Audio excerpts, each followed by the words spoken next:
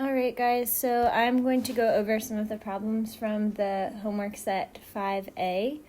And so I am pulling from the common version, and so I believe that in your version that you have some problems that are set up very similarly, just with some different numbers. So here is the first one I'm going to go over. It says, a farmer has a rectangular garden plot surrounded by 430 feet of fencing. Find the dimensions of the garden if its area is 11,136 square feet. And so usually if I have something like this, I'll just draw a quick sketch. So we have a rectangular garden, and it says that it's surrounded by 430 feet of fencing. If it's surrounded by, that's giving me the perimeter. So the perimeter is 430 feet. And then it says, find the dimensions of the garden if the area is 11,136 square feet. So it's also giving me the area.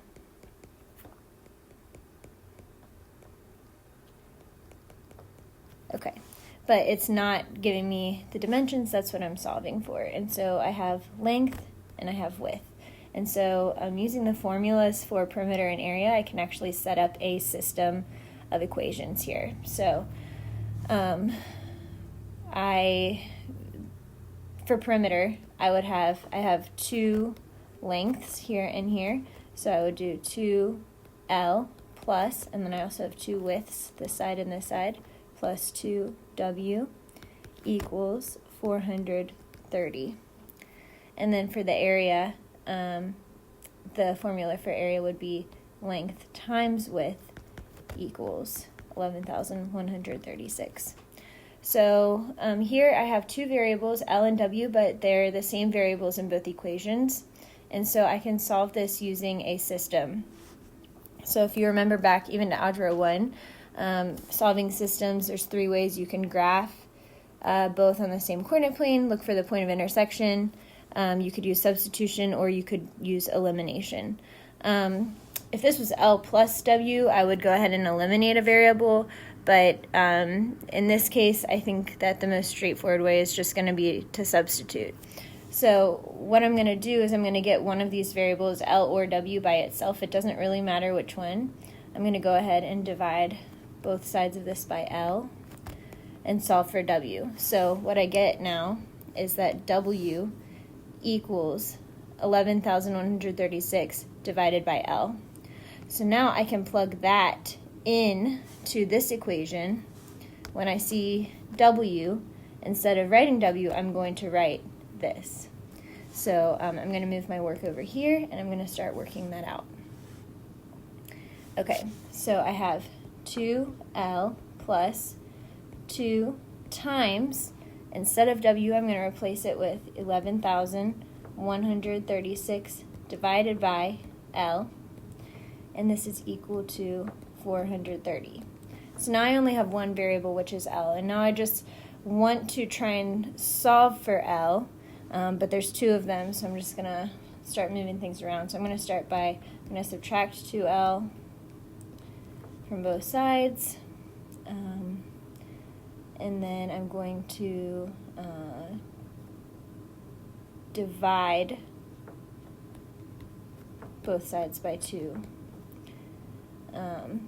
So on this side I have 430 minus 2L, and I'm going to divide all of that by 2. So I'm left with 11,136 over L equals, and then I'm going to do 430 divided by 2,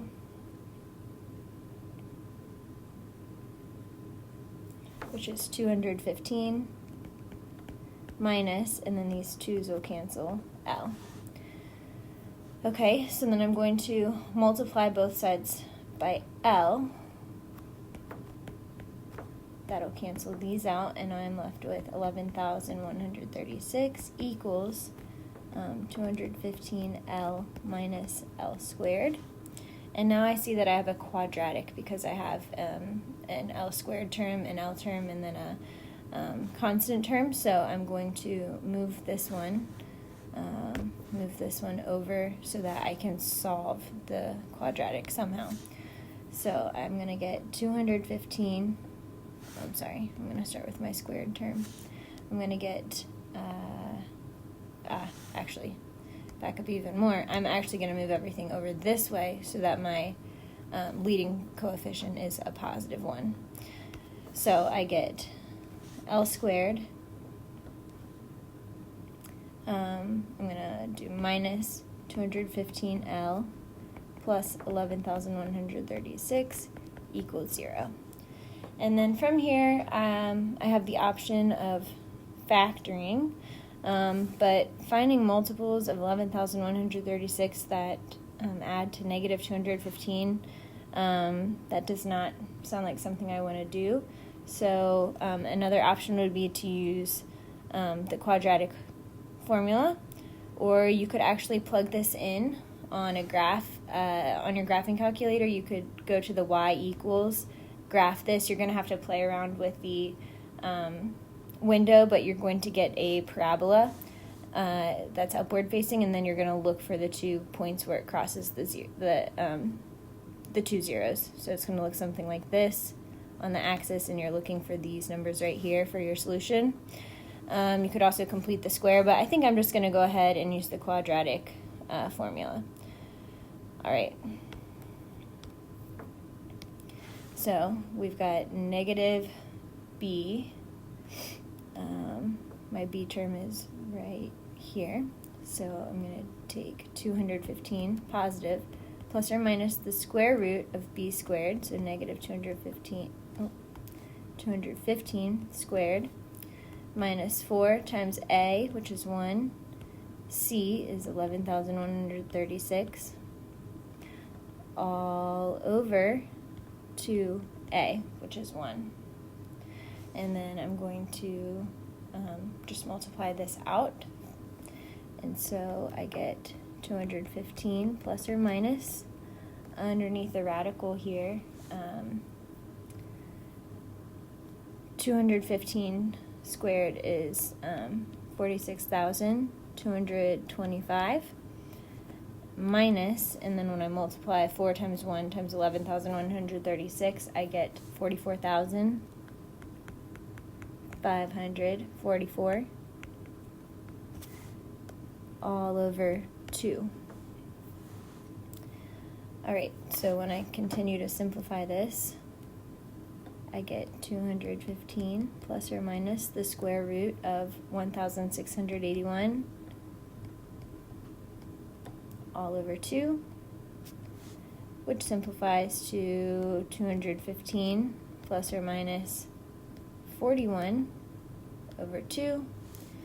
And then when I actually solve this, and I do 215 plus 41 divided by 2, I get 128. And if I do 215 minus 41 divided by 2, I get 2. Okay, so now you can just determine that this makes the most sense given the area and the perimeter in the problem. So I'm going to go with 128. And remember, this whole time what I was doing was solving for L. So, whoops.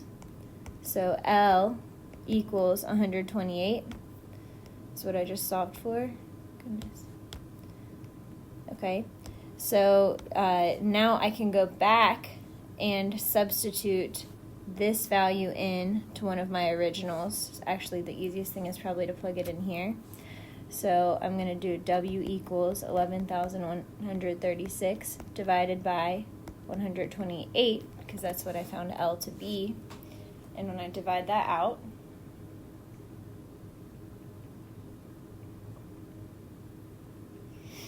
I get 87. So W equals 87.